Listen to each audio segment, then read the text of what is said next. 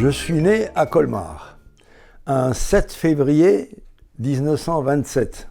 Ma première rencontre avec la musique était le piano. Et j'ai donc joué du piano, j'ai continué à jouer du piano à Münster. Et puis, j'ai fait ma confirmation à Münster en 1940. Et on m'a offert l'objet de mes souhaits, un accordéon. J'étais sur le point de m'inscrire à la fac.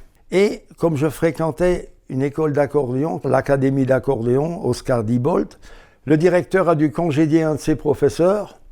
Et il avait quand même à l'époque quelques 300 élèves dans son école.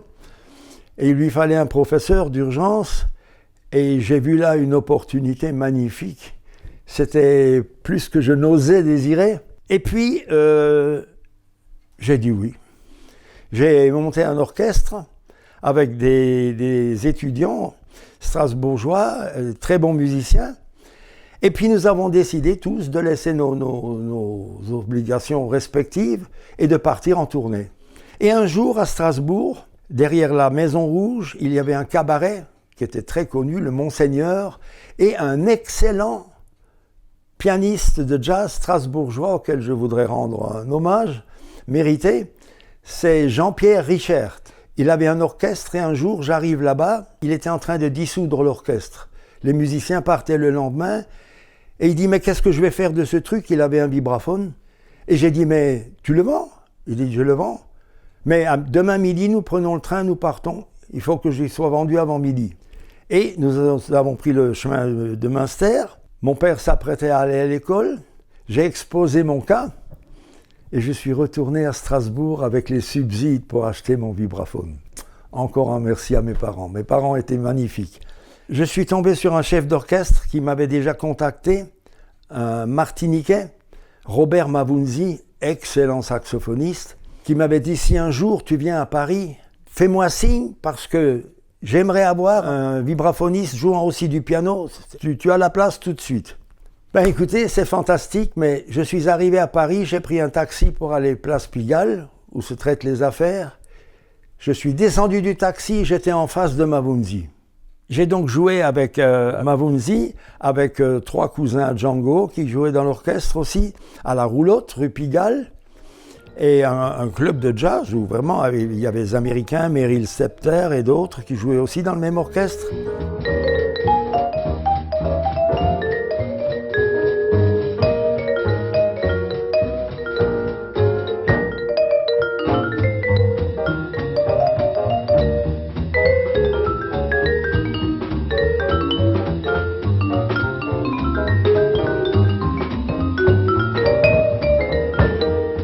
Un jour, comme je rentrais toujours à Münster pendant un mois de vacances, j'ai fait la connaissance des maîtres d'hôtel du Lido.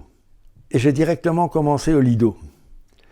Alors j'avais une place en or parce que je jouais du xylophone avec Delvincourt, l'orchestre classique, avec les jambes en l'air et les French cancans. Et puis je jouais du cha-cha-cha, Querico cha-cha-cha avec l'orchestre typique de band, l'orchestre cubain, et je jouais aussi avec l'orchestre de jazz. J'avais donc un triple emploi là, c'était un truc formidable.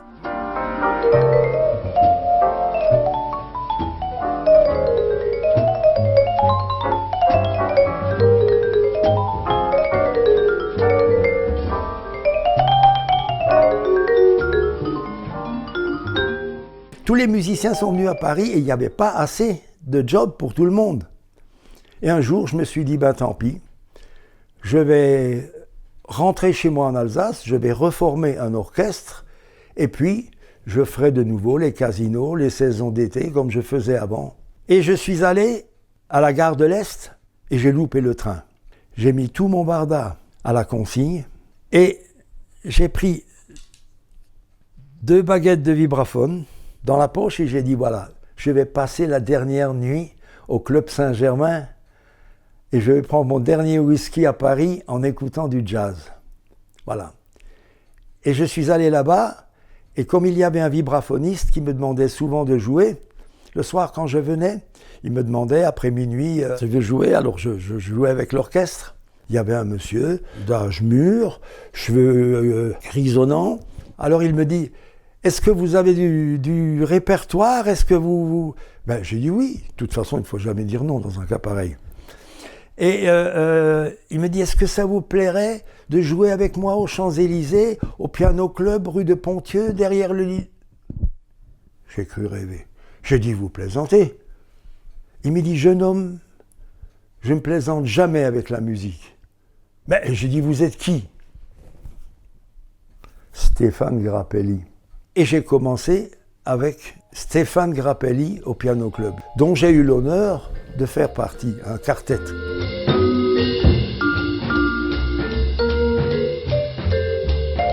Je cherchais un endroit pour avoir mon orchestre à moi, un endroit où je puisse répéter. On avait monté le Chat qui pêche, et puis un jour, on a vu que les gens venaient. Nous avions décidé alors de répéter le soir au lieu de répéter l'après-midi, et tout Saint-Germain défilait devant la porte et passait. Qu'est-ce qui se passe là?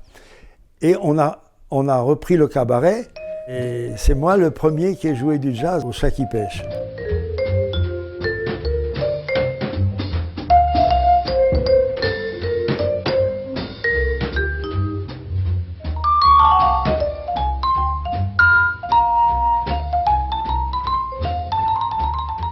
Et je faisais aussi beaucoup de studios, l'enregistrement l'après-midi.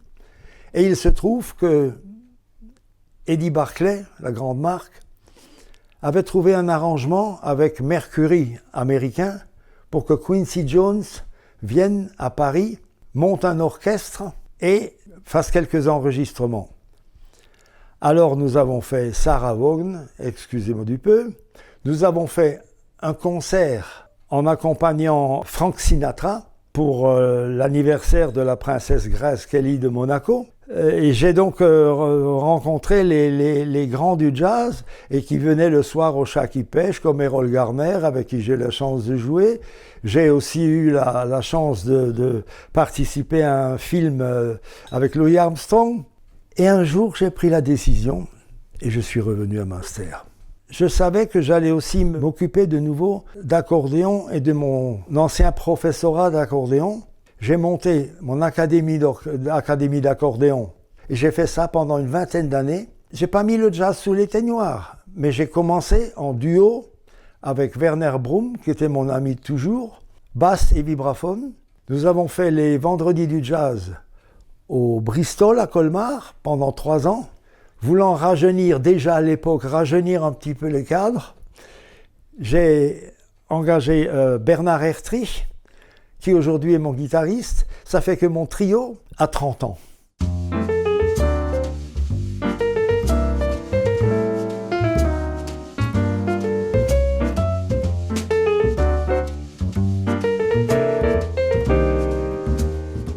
On me dit très souvent, comment avez-vous fait pour avoir vécu tout ça?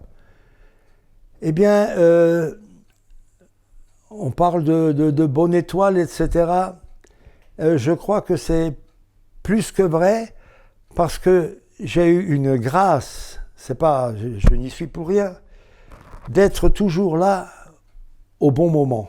Comme je vous l'ai cité dans pas mal d'exemples, j'ai été là au moment où il fallait. J'aimerais que le bon Dieu m'accorde encore la grâce de pouvoir continuer un petit peu. Je ne suis pas trop gourmand, mais j'aimerais bien.